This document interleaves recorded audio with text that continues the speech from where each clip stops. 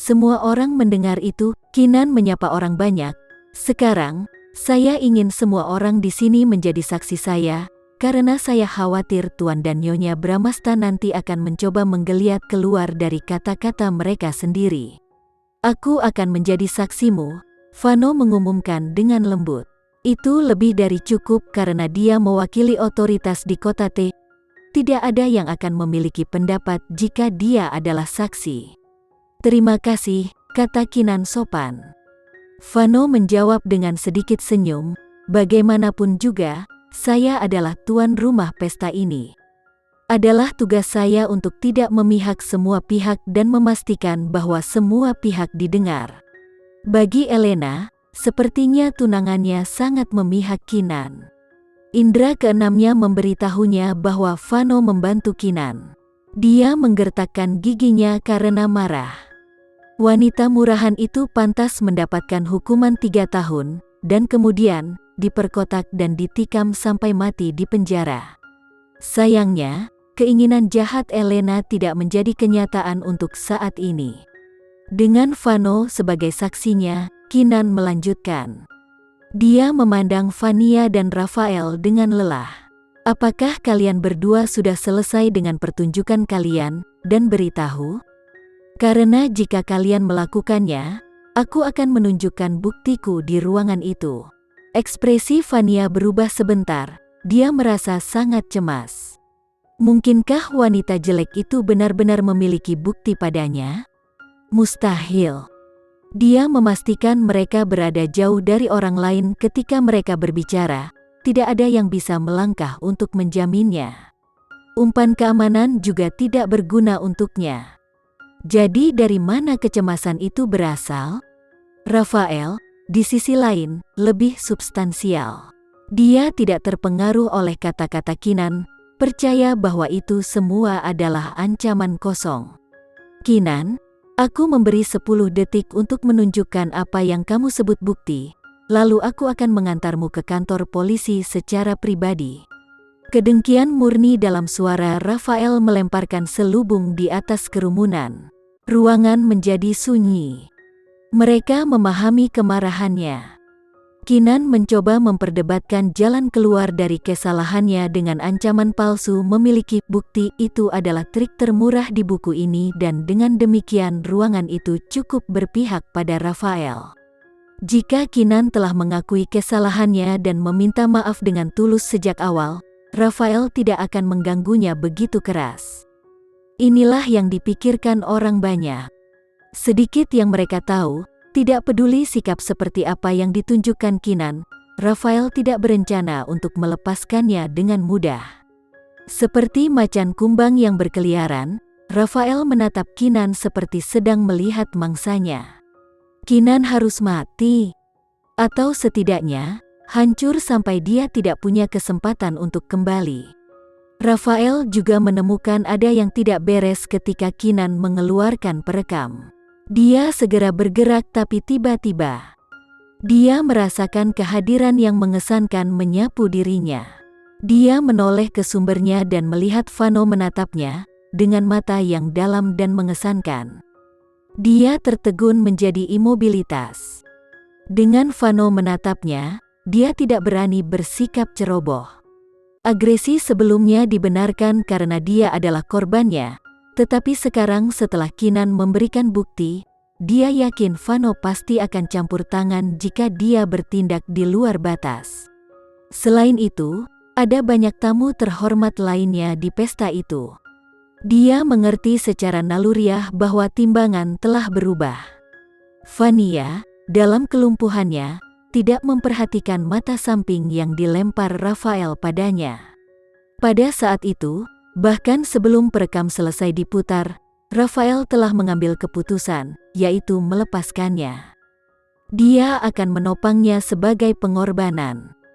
Jangan khawatir, aku punya rencana yang siap untuk menghancurkanmu. Bisakah kamu memberitahu apa itu? Dalam rekaman itu, suara Fania turun menjadi bisikan ganas.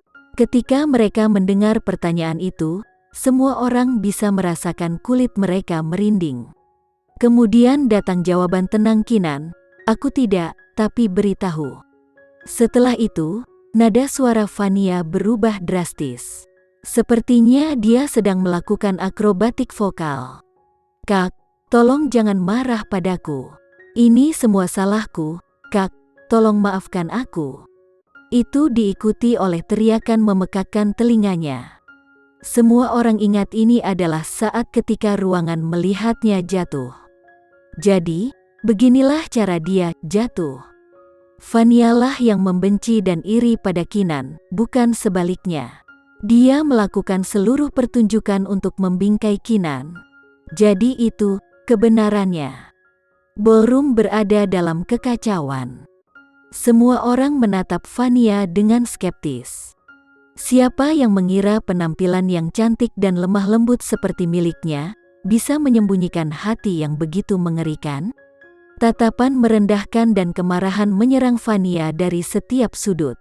Vania yang pucat berdebat dengan suara gemetar, "Itu palsu, suara itu jelas bukan milikku, itu dipalsukan.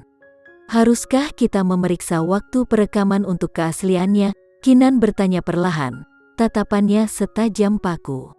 Seperti balon yang kempes, Vania merosot kembali ke lantai dengan lemah. Vano memerintahkan dengan tegas, "Petugas, sekarang kita memiliki kebenaran. Anda harus tahu siapa yang harus ditangkap, kan?" "Tunggu," Rafael tiba-tiba berteriak sebelum melanjutkan. "Bahkan jika rekaman itu asli, itu tidak menghilangkan fakta bahwa Kinan ingin menyakiti istri dan anakku. Ini pasti bagian dari rencananya juga." "Kamu tahu apa? Sayang sekali kamu bukan pengacara karena kamu berbicara dengan keyakinan seperti itu. Di balik setiap katamu tidak peduli seberapa salah kamu tahu itu," Kinan menanggapi dengan sinis. Rafael mengabaikan Kinan. Dia melanjutkan dengan teguh, "Aku tidak berpikir istriku akan memalsukan kehamilannya hanya untuk menjebak seseorang sepertimu. Itu hanya membuktikan bahwa kamu tidak mengenal istrimu sebaik yang kamu pikirkan, atau kalian berdua di dalamnya bersama-sama. Bagaimanapun, mengapa kita tidak memberinya dokter? Lalu kita akan tahu pasti, apakah dia hamil atau tidak." Kinan menyarankan, matanya tertuju pada Vania. Kilatan rasa bersalah di mata wanita lain mengkonfirmasi kecurigaan Kinan. "Nah, apa yang kalian berdua tunggu?" Kinan membujuk mereka, tidak memberi mereka kesempatan untuk menyelinap keluar.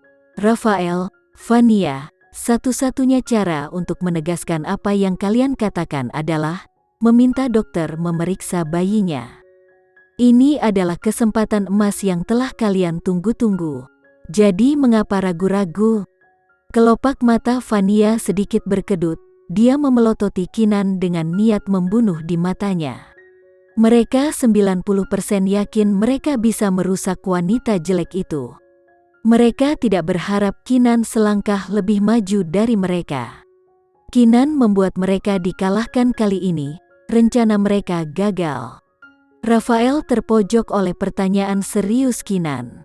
Tentu saja, dia tidak bisa mengizinkan seorang dokter untuk memeriksa fisik istrinya. Vania tidak pernah hamil sejak awal. Rencana awal mereka adalah mengumumkan keguguran setelah Kinan dibawa ke kantor polisi. Dengan begitu, keyakinannya atas kejahatan cedera yang disengaja dan berbahaya pasti akan melekat. Mereka meremehkan Kinan. Mereka tidak mengira Kinan akan membawa alat perekam. Sedikit yang mereka tahu, perekam pena bukanlah suatu kebetulan. Itu adalah upaya bersama dari pihak Kinan. Dia tahu Rafael dan Vania akan membahayakan dirinya jika dia muncul di pesta, jadi Kinan sudah bersiap sebelumnya. Jika keduanya tidak menyerang lebih dulu, pesta akan berakhir dengan harmonis. Jadi, secara tidak langsung, mereka menggali kuburan mereka sendiri. Kinan telah memperkirakan mereka akan menginginkannya mati dan, sayangnya, dia tidak kecewa. "Saya seorang dokter, jadi biarkan saya memeriksanya." Tiba-tiba, seorang pria tinggi dan gagah dengan tuxedo berkata dengan suara bariton. Wajah Rafael dan Vania sedikit berubah ketika mereka melihat siapa itu. Bukankah itu ahli bedah yang berpengaruh, Lucky Abraham? Lucky Abraham terkenal di seluruh negeri dan luar negeri, Karen.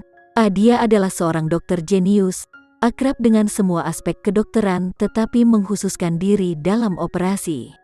Lebih penting lagi, dia berasal dari latar belakang keluarga yang mengesankan.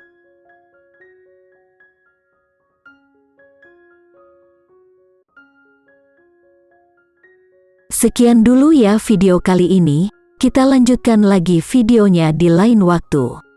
Oh iya, bagaimana menurut kalian? Semoga bisa sedikit menghibur kalian semua. Untuk teman-teman yang baru nonton, jangan lupa subscribe ya, hehehe. Dan kalau teman-teman ada yang ingin gabung langganan, bisa langsung gabung saja untuk dapat fitur yang menarik dan sedikit membantu Mimin. Terima kasih banyak sudah menonton, sampai jumpa lagi, bye.